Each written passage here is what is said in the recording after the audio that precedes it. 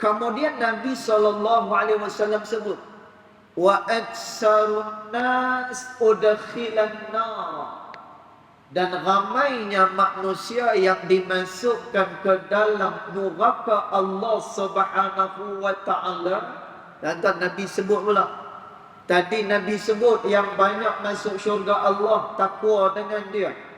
Kemudian orang yang akhlaknya baik. Tuan-tuan, kemudian Nabi kata, yang ramai dimasukkan ke dalam neraka Allah Subhanahu wa taala al-fammu, kata Nabi, iaitulah orang yang tidak menjaga mulut dia.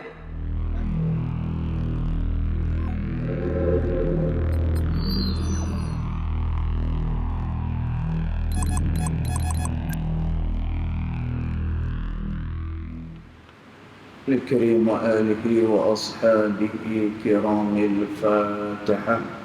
أعوذ بالله من الشيطان الرجيم. بسم الله الرحمن الرحيم. الحمد لله رب العالمين الرحمن الرحيم مالك يوم الدين. إياك نعبد وإياك نستعين. اهدنا الصراط المستقيم صراط الذين أنعمت عليهم غير المغضوب عليهم ولا الضالين آمين. السلام عليكم ورحمة الله وبركاته. الحمد لله والصلاة والسلام على رسول الله سيدنا محمد بن عبد الله وعلى آله وصحبه ومن والاه. أشهد ونشهد أن لا إله إلا الله وأشهد أن محمدا عبده ورسوله. اللهم فصل وسلم على سيدنا محمد عبدك ورسولك النبي الأمي وعلى آله وصحبه وبارك وسلم.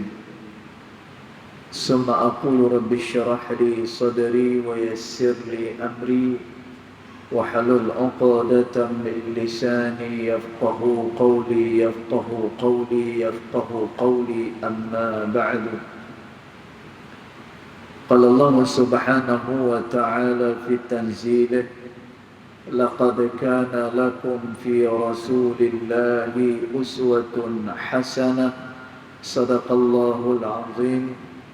ربي أدخلني مدخل صدق وأخرجني مخرج صدق واجعل لي من لدنك سلطانا نصيرا. إلهي أنت مقصودي ورضاك مطلوبي فأعطني محبتك ومغفرتك يا أرحم الراحمين.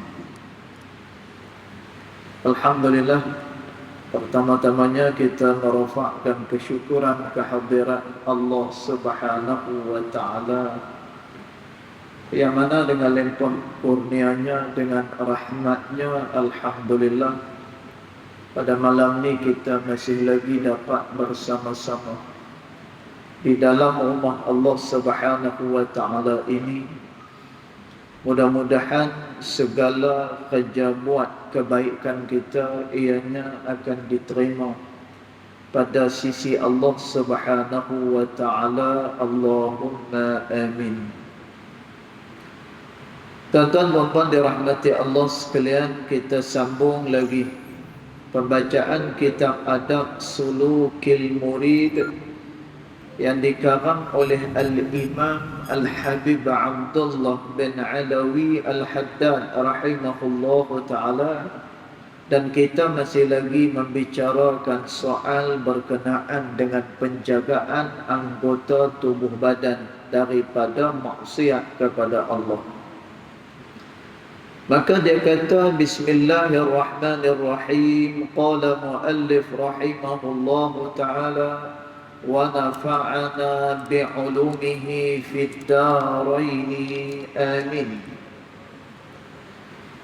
Dia kata wal yubaligh fi hifdzil lisan. Dia kata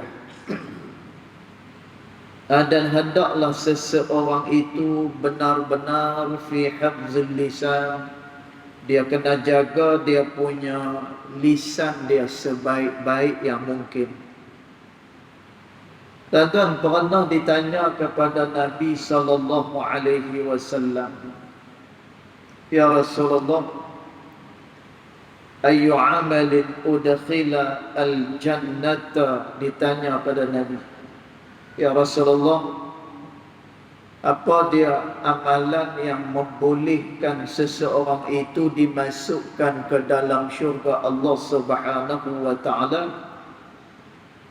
Lalu Nabi SAW kata, taqwallah, itu yang pertama, dia bertakwa kepada Allah Ta'ala.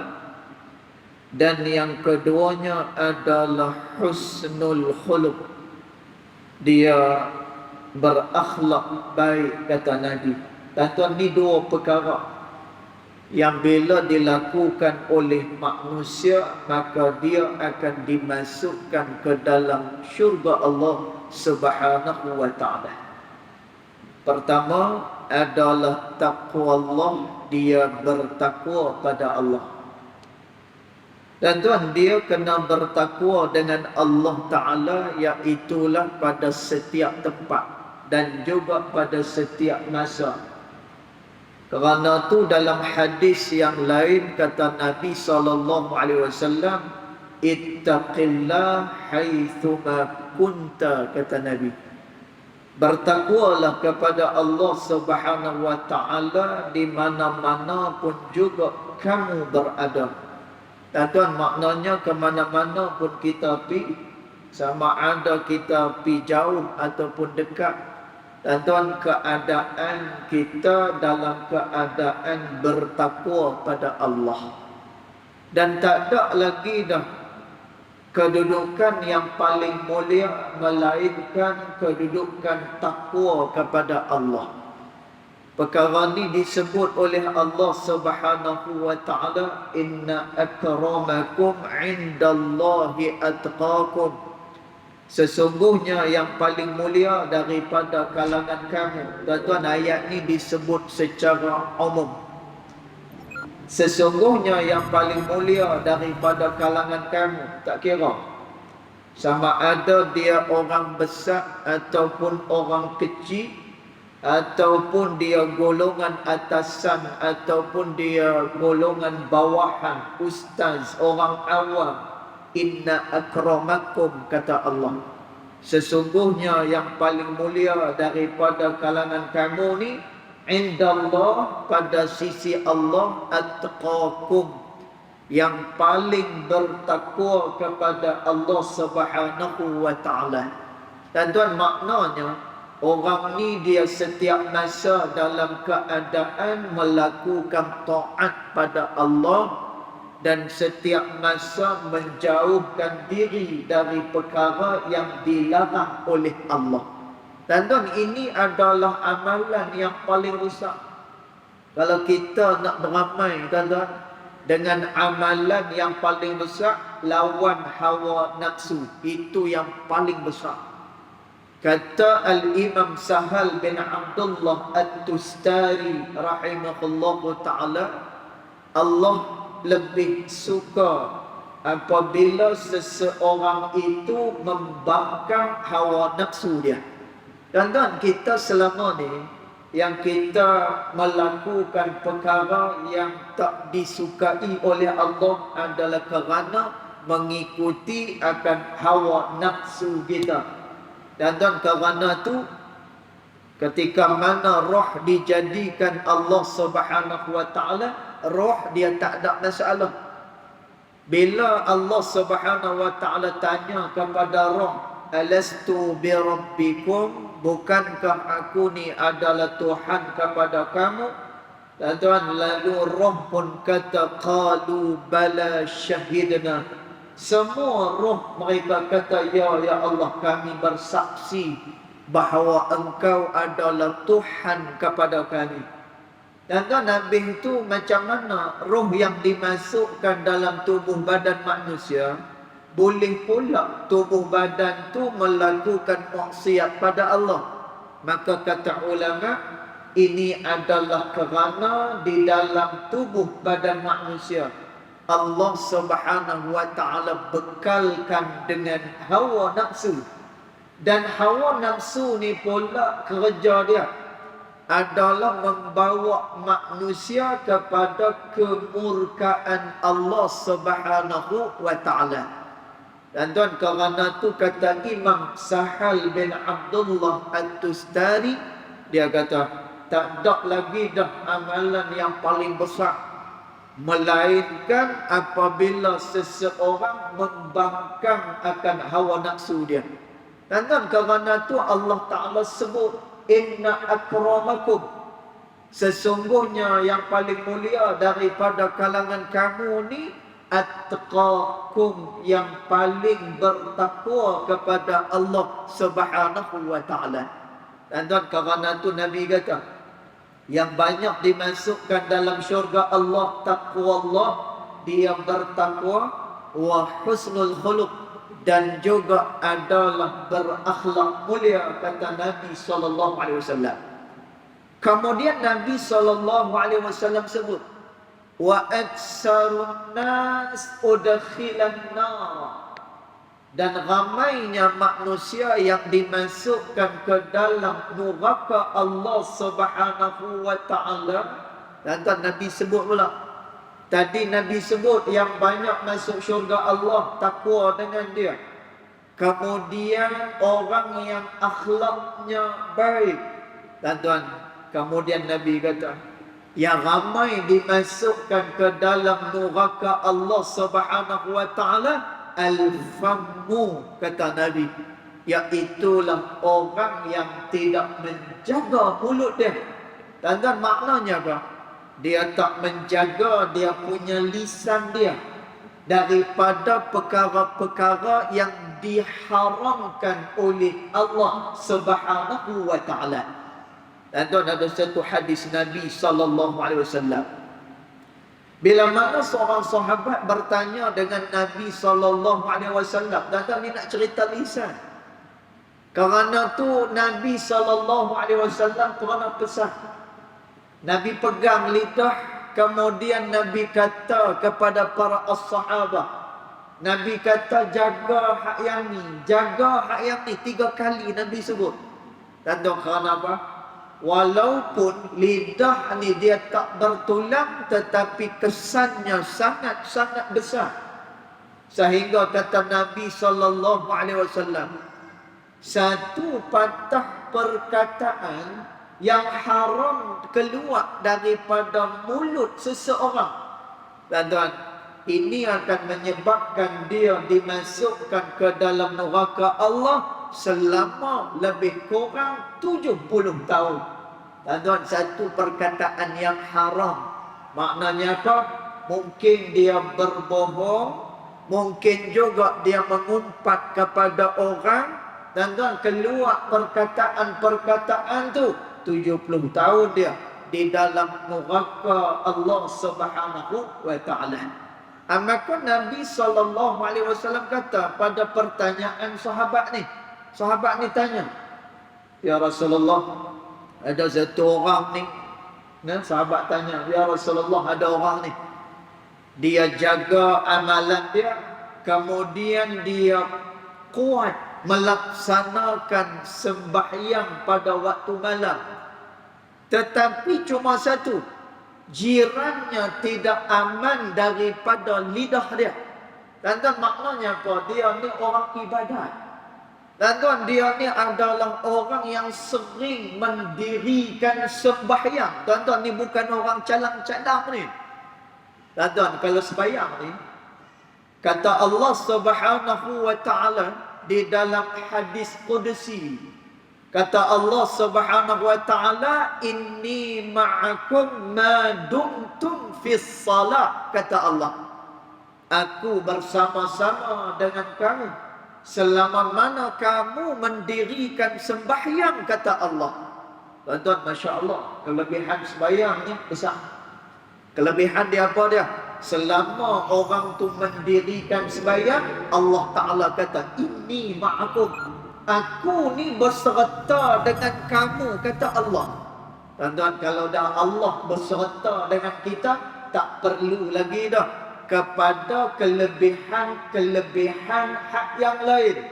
Bila mana Allah Ta'ala itu berserta dengan orang ni, tuan-tuan, jadi Allah Ta'ala kata, inni ma'akum ma dumtum fis salah. Aku bersama-sama dengan kamu selama mana kamu mendirikan sembahyang, kata Nabi. Kata Allah Subhanahu wa Ta'ala, dalam hadis kudusi. Dan kerana tu, pernah satu orang dia jumpa dengan Nabi sallallahu alaihi wasallam, lalu dia pun bertanya berkenaan dengan masalah dia kepada Nabi sallallahu alaihi wasallam.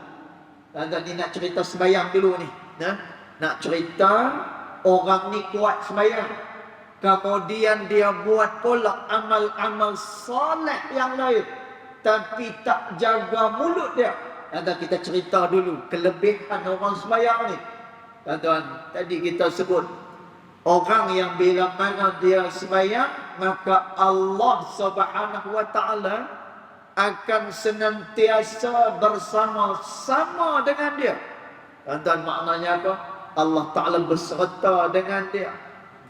Jadi satu hari ada orang jumpa dengan Nabi SAW, dan dia mengadu pada Rasulullah, ya Rasulullah, aku ni ada masalah. Dan orang ni ada masalah.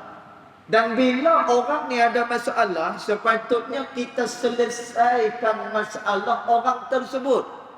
Dan tuan, bila orang ni tanya dengan Nabi SAW, ya Rasulullah, saya ni ada masalah, macam mana saya nak selesaikan masalah saya? Dan tuan, Nabi tunjukkan satu petunjuk. Nabi kata, salli rak'ataini thumma sil. Kamu dirikan sembahyang 2 rakaat, kemudian daripada tu minta apa-apa dengan Allah Subhanahu wa Ta'ala.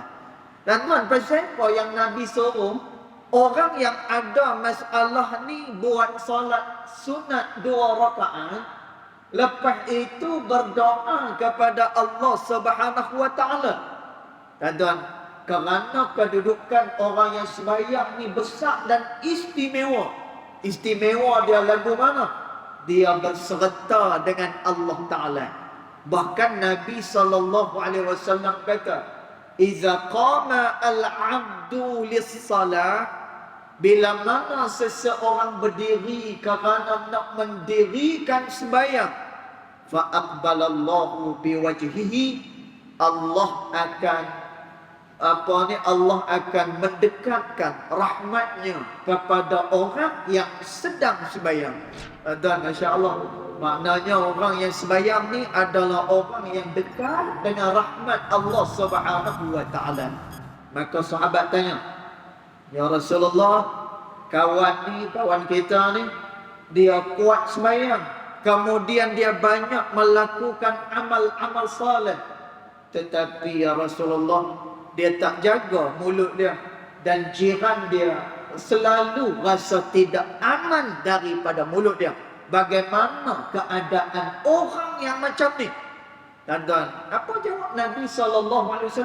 Huwa finnar. Dia akan dimasukkan ke dalam neraka Allah Subhanahu wa Ta'ala. Tuan-tuan, walaupun orang ni dia banyak ibadat dengan Allah, walaupun orang ni adalah orang yang banyak mengerjakan sembahyang, dan orang sembahyang ni dirahmati oleh Allah, tuan-tuan, tapi bila mana dia tak jaga dia punya lisan, tak jaga dia punya mulut dia, tuan-tuan, dia terancam dengan azab neraka Allah Subhanahu wa Ta'ala. Tuan-tuan, kerana tu Nabi SAW menyatakan tentang perihal dunia. Kata Nabi SAW, ad-dunya mal'unah. Dunia ni dia dilaknat oleh Allah Subhanahu wa Ta'ala. Dunia ni, kata Nabi SAW, dia dilaknat oleh Allah Ta'ala. Maka kita pun tak mau duduk kat dunia. Tuan-tuan, kita pun buanglah dunia. Tuan-tuan, kita nak beramal dengan Quran. Kita nak beramal dengan hadis Nabi sallallahu alaihi wasallam. Kita tak boleh mengambil literal daripada ayat Quran ataupun hadis Nabi sallallahu alaihi wasallam.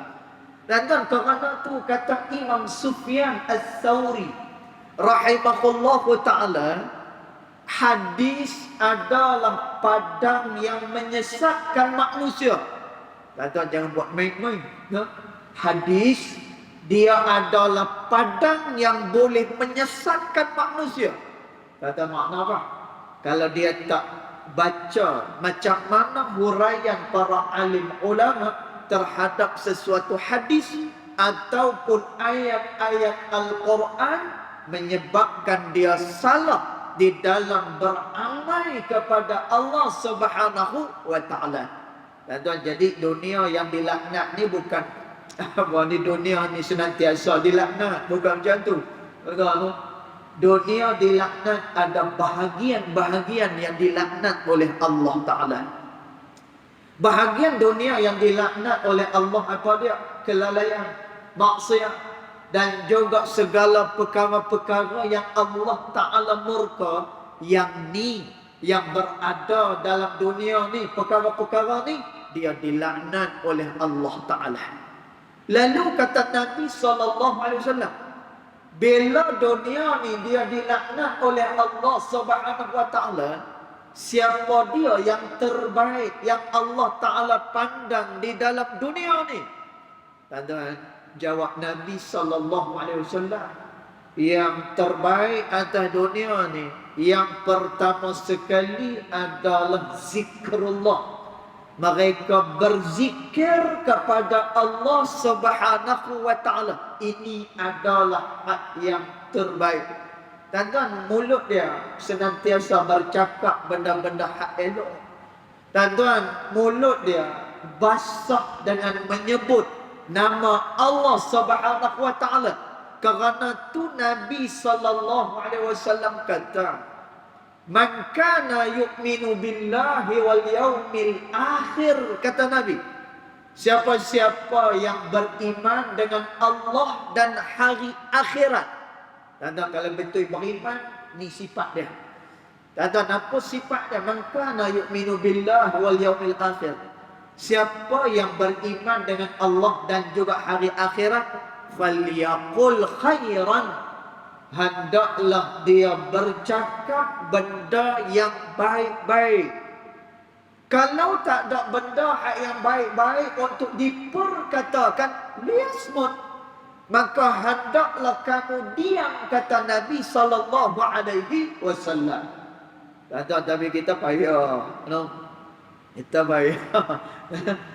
Kita nak bercakap benda hak yang baik senantiasa ni payah. Kadang-kadang kita ni ada juga cakap benda-benda hak yang merapu.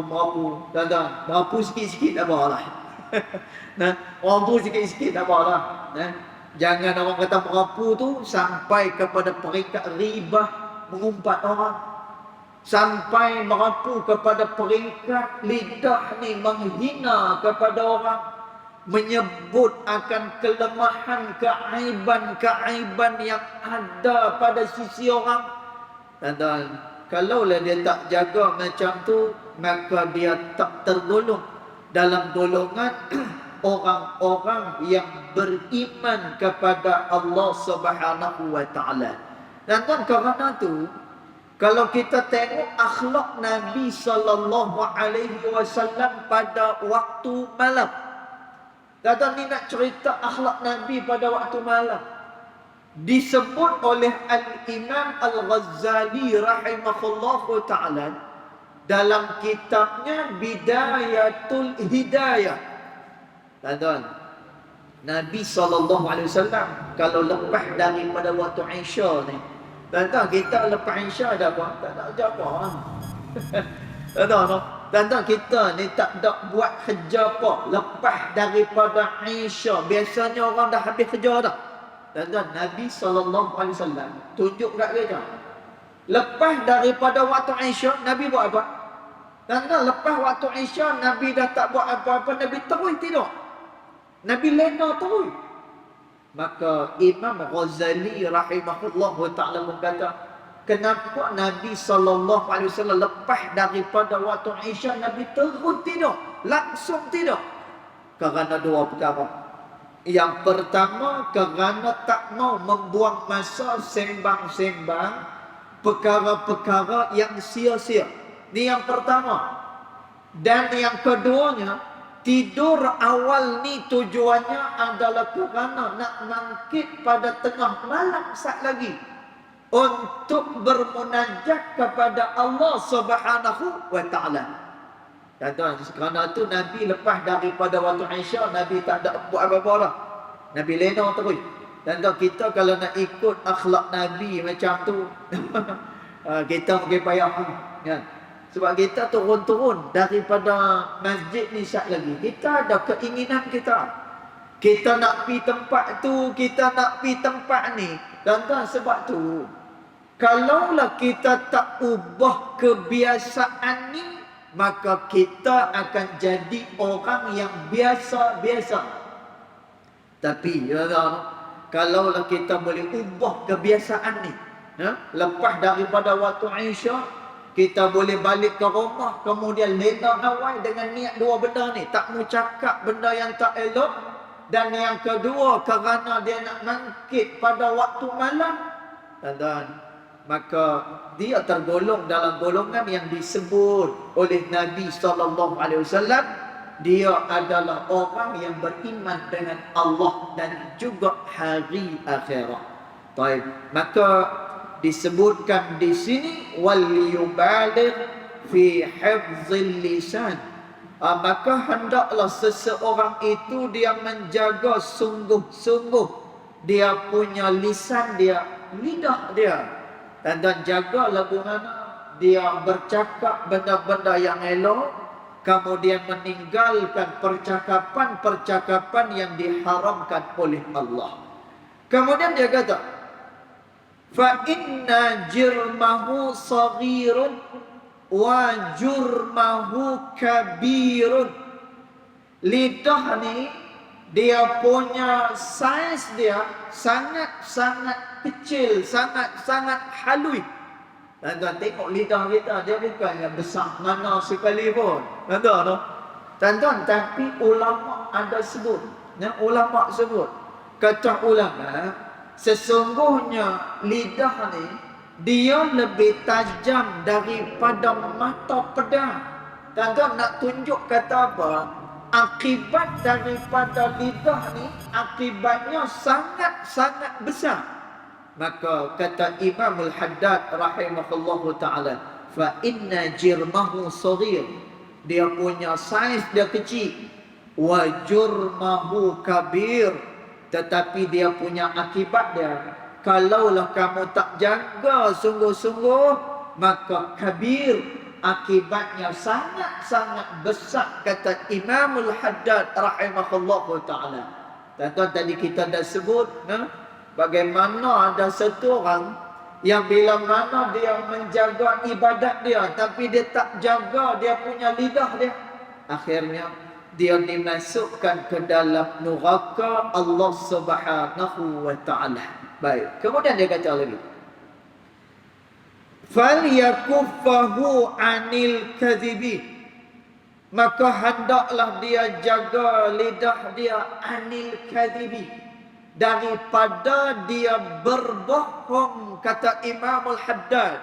Ya Allah, tuan-tuan, kata ulama, siapa-siapa yang berbohong, ketika dia berbohong, malaikatur rahmah akan jauh sejauh-jauhnya daripada orang yang suka berbohong ni. Allahu Akbar. Tuan-tuan, kalau kita muhasabah balik diri kita, agak-agak hari ni berapa banyak dah yang kita mohon ke orang, agak-agak. Tuan-tuan, maka kata ulama, bila mana dia berbohong, malaikatur rahmah akan jauh sejauh-jauhnya daripada dia, selama mana ia berbohong kepada orang lain. Tuan-tuan, maknanya apa? Orang yang berbohong, orang yang berdusta ni, dia jauh daripada mendapatkan rahmat daripada sisi Allah Subhanahu wa taala. Ada nak cerita ni kebaikan orang yang bercakap benar. Tapi tu dah, ada tu. Dalam pepatah Arab ada menyatakan qulil haq walau kana murran. Bercakaplah kamu dengan perkataan yang benar sekalipun ianya pahit. Tuan-tuan ya, kadang-kadang ada benda pahit kita nak buat. Kadang-kadang ada perkara berat yang kita nak hambak dengan dia. Contoh orang nak jual barang, contoh nak jual jam lah misalnya. Kawan ni dia nak pakai duit. Contohlah. Dia nak pakai duit, dia pun jual jam dia pun boleh tahan lah. Harganya pun boleh tahan, jenis elok. Tuan-tuan, tapi ada sikit-sikit kelemahan pada jam ni. Mungkin dia punya enjin dia dah tak berapa elok lah. Pakai boleh. Ada kawan nak pakai duit tak ada. Tuan-tuan, dia pun jual. Orang tanya, ni jam ni nak jual ni agak-agak elok. Oh, dia kata elok. Jam ni elok, tak ada masalah. Tak ada masalah apa. Dia punya running semua elok. Elok, dia kata. Elok. Dia maksudkan elok tu apa dia boleh pakai. Tapi dia tak habak yang dalam-dalam tu. Dia tak habak secara detail tu. Tuan-tuan, maka disebutkan qulil haq walau kana murran, bercakaplah benar walaupun perkara tu pahit. Dan kita kena yakin dengan rahmat daripada Allah Subhanahu wa taala. Orang yang melaksanakan apa yang diperintahkan oleh Allah, dia selalu didatangi dengan kebaikan. Pasal apa? Kerana Allah Ta'ala yang mengkehendaki macam tu. Tuan-tuan, satu hari tadi kita cerita Al-Imam Al-Ghazali rahimahullah ta'ala, masa dia dah tamat pengajian, kalau dia dah tamat pengajian, dia pun baliklah. Tuan-tuan, dia pun balik. Daripada dia tamat pengajian, dia balik.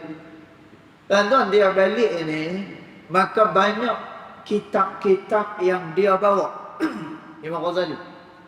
Kemudian adalah sikit-sikit duit yang dibekalkan oleh ibu dia. Tuan-tuan, Imam Ghazali ni selalu dipesan oleh mak dia, kamu jangan berbohong walau apa pun juga yang terjadi kepada kamu. Jaga lidah kamu daripada berbohong dengan manusia. Tuan-tuan, maka Imam Ghazali pegang pesan mak dia ni. Dalam perjalanan adanya apa? Adanya lanun di tengah jalan. Tuan-tuan, ada perompak di tengah jalan. Tuan-tuan, perompak ni pun tanya dengan setiap rombongan ni. Imam Ghazali pada masa itu dia mengikuti satu rombongan nak balik semula ke kampung dia. Tuan-tuan, maka perompak ni tanya seorang-seorang, duit dekat mana apa semua sekali ni. Maka ditanya kepada Imam Ghazali rahimahullah ta'ala, kamu budak, dekat mana kamu simpan duit? Tuan-tuan, Imam Ghazali ni dia pegang kata mak dia tadi ni.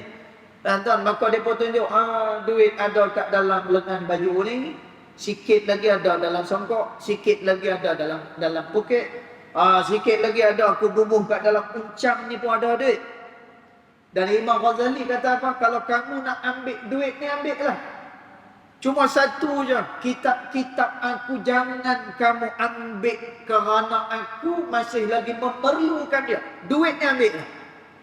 Dan kerana benarnya percakapan Imam Ghazali rahimahullah ta'ala ni, dan kerana dia bercakap benar, akhirnya perompak ni, tuan-tuan, orang-orang yang jadi lanun ni, tuan-tuan, semuanya menjadi anak murid kepada Al-Imam Al-Ghazali rahimahullah ta'ala.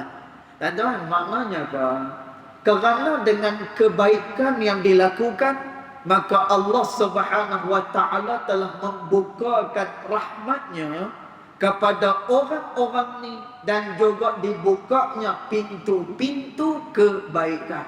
Dan tuan, maka kerana tu orang yang bila mana dia melakukan apa yang disuruh oleh Allah Ta'ala, maka dia akan dapat kebaikan. Maka dia kata kat sini, فَلْيَكُفَّهُ عَنِ الْكَذِبِ, maka hendaklah dia tahan lidahnya daripada dia berbohong. Jangan berbohong. Dan tuan, bila mana dia berbohong, malaikatur rahmah, dia akan jauh sejauh-jauhnya daripada orang tersebut.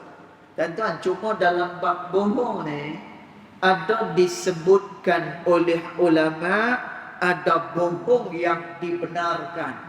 Dan tuan, lagu mana bohong yang dibenarkan ni?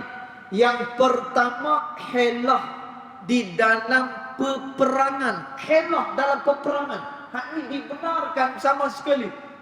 Dan pernah dalam satu peperangan, tapi saya lupa perang apa, Nabi SAW ni dia melakukan muslihat.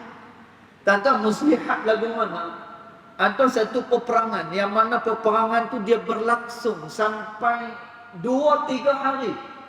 Tentang Nabi punya strategi hari ini ni, orang ni dia ditugaskan berada di posisi kanan, dan orang ni pula berada pada posisi yang sebelah kiri. Orang ni berada pada posisi belah tengah. Dan pada hari esok, posisi-posisi ni dia akan berubah.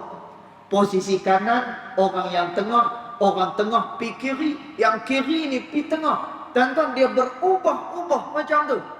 Sehinggalah pihak musuh, dia kata apa?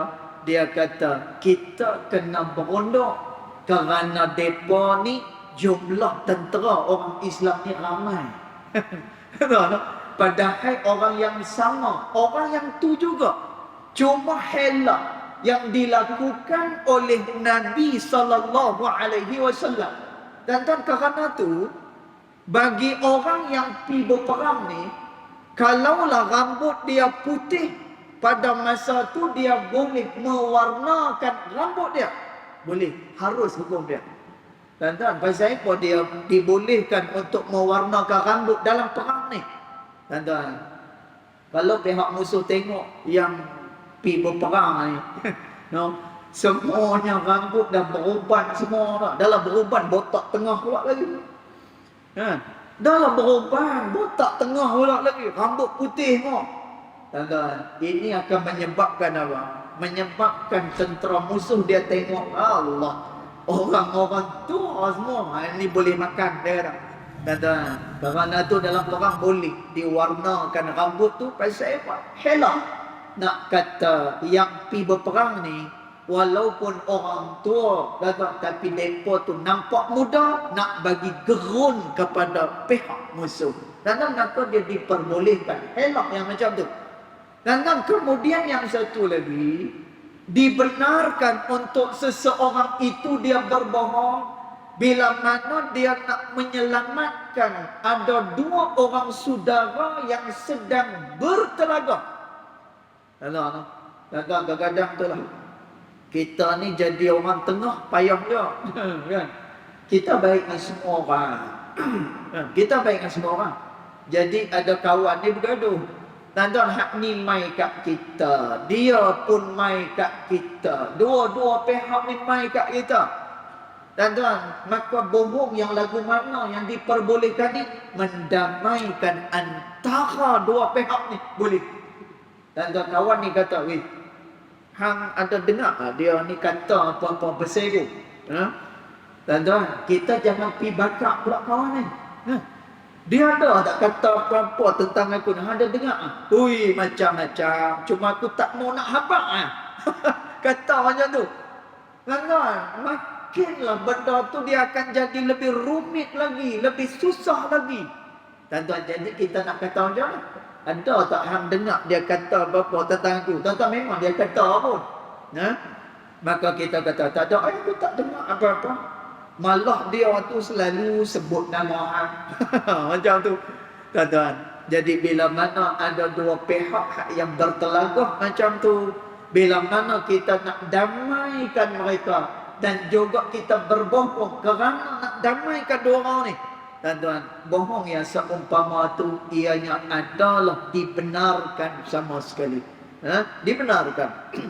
Baik, kemudian dia kata lagi, falyakuffahu anil kazibi, maka hendaklah dia tahan dia punya lidah dia daripada berbohong, wal ghibati, dan hendaklah dia tahan lidah dia daripada ghibah, mengumpat kepada orang lain. Allahu Akbar. Tuan-tuan, cerita kelemahan orang, kita cerita berkenaan dengan kekurangan satu-satu orang, tuan-tuan, kita merasa seronok. Pasal apa? Kerana itu adalah kekurangan orang lain, tetapi ianya adalah dilarang di dalam Islam kita. Riba maknanya apa? Dia pergi mengumpat pada orang lain. Sehingga kata Nabi SAW, ibarat orang yang riba, yang mengumpat kepada saudara dia, seperti orang yang sedang memakan daging bangkai, kata Nabi SAW. Tuan-tuan, sebahagian riwayat kata seperti dia sedang memakan daging saudara dia sendiri. Tuan-tuan, ini merupakan satu ancaman yang begitu besar kepada orang yang suka mengumpat kepada orang lain. Tuan-tuan, disebutkan oleh ulama ramai, tuan-tuan, daripada kalangan salaf, ada di antara mereka tu yang suka mengumpat kepada orang lain. Tuan-tuan, tuan-tuan, ulama cerita. Ini disebutkan dalam kitab-kitab para alim ulama. Tuan-tuan, ulama ni bila mana dia banyak mengata pada orang, dia banyak sebut kekurangan orang lain tanpa ada keperluan. Tuan-tuan, kalau ada keperluan tak apa. Contoh, ni yang ada keperluan ni. Tuan-tuan, contoh kita berkawan dengan satu orang. Ada kawan kita ni, dia berkawan dengan satu orang. Tuan-tuan, perkara disebut di dalam kitab Min Adabin Nubuwah yang dikarang oleh Dr. Umar Hashim Hafizahullah Ta'ala, mantan rektor Universiti Al-Azhar di Mesir. Tuan-tuan, dia sebut, saya ingat lagi dalam kitab dia Min Adabin Nubuwah. Tuan-tuan, yang dibenarkan untuk kita mengumpat ni waktu bila? Ada masa dia. Bukan semuanya tak boleh, ada masa dia. Contoh, kawan kita dia pergi berkawan dengan satu orang yang memang dia ni orang yang tak elok. Dia ni memang orang yang tak elok. Dan kita tahu kalau siapa yang berkawan dengan dia, akibatnya akan jadi buruk, akan jadi tak elok. Tuan-tuan, kita boleh pergi dekat kawan kita ni, kita kata ni, nak abang sat, kamu kalau berkawan dengan dia tu baik-baik sikit. Dia tu kalau berkawan, dia suka ambil kesempatan kat hang. Dia ni bukan orang yang baik sangat dia ni. Tuan-tuan, pada masa itu bolehlah untuk kita ceritakan kekurangan-kekurangan orang tersebut, supaya orang ni dia tidak terkena kejahatan daripada orang tersebut, maka dia dibenarkan. Tapi kalau saja-saja nak pi buka aib orang, kalau saja-saja nak pi cerita kelemahan orang, tuan-tuan, telah berlaku pada zaman salaf. Orang ni orang berilmu, bila dia banyak ribah kepada orang, akhirnya di akhir hayat dia banyak terlupa daripada ilmu-ilmu yang dia pelajari. Tuan-tuan, bahana daripada ribah mengata kepada orang. Tuan-tuan, bila mana satu orang ni kita kata dekat dia, kita pergi buka aib dia, kata Nabi SAW, orang yang membuka keaiban saudara dia, maka kata Nabi, keaibannya juga akan dibuka oleh Allah Ta'ala hatta fi manzilih, sehinggalah dalam rumah dia pun keaiban dia akan dibuka oleh Allah Subhanahu wa Ta'ala. Dan tuan, kerana itu Imam Hasan Al-Basri rahimahullah ta'ala, dia sebut, Kata Imam Hasan Al-Basri dia cerita. Kata Imam Hasan Al-Basri, aku pernah tengok ada dua orang. Yang pertama, orang ni suka melakukan maksiat pada Allah, akan tetapi keaibannya tidak tersebar. Kata Imam Hasan Al-Basri. Manakala ada orang yang pernah aku tengok, kata Imam Hasan Basri, dia ni kuat beribadat kepada Allah, tetapi keaibannya diketahui oleh orang ramai. Maka Imam Hasan Al-Basri pun dia kata, bila aku siasat benda ni, rupa-rupanya orang yang buat maksiat ni, ya dia buat maksiat, akan tetapi dia tidak suka membuka keaiban saudara-saudara dia. Lalu Allah Subhanahu wa taala menutup segala keaiban dia.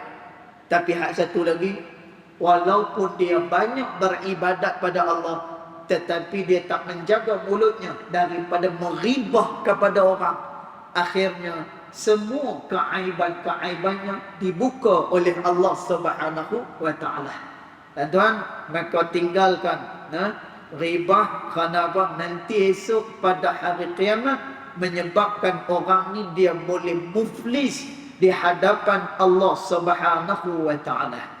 Kemudian dia kata lagi, jagalah lidahmu wasairil kalamil mahzur, dan jagalah lidahmu daripada berkata-kata al-mahzur, dengan benda-benda yang dilarang oleh Allah Subhanahu wa taala.